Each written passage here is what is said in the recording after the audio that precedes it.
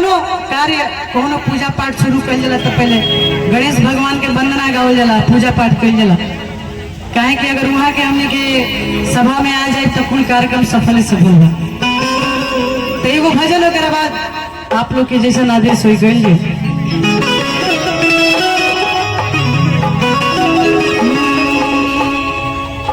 कि सबका से पहले राउर हो खेला पूजनमा, कि सबका से पहले राउर हो खेला पूजन।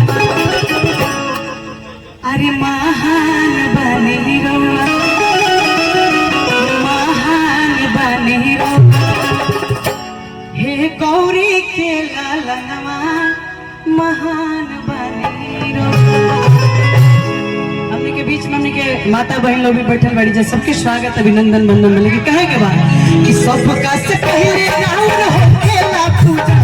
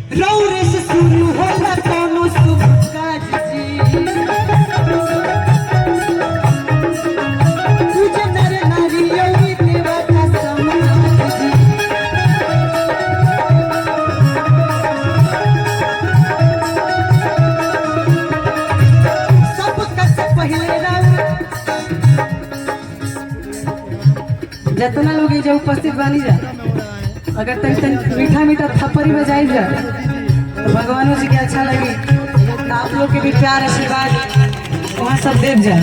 हमने के अपना गाना के माध्यम से कहते नहीं जाए, लोग बजा के कहता है। आप लोग अगर अच्छा लगे तो मीठा मीठा थप्पड़ी बजाई जाए। कहे के बाद रौरे से शुरू होला कोनो शुभ काज जी,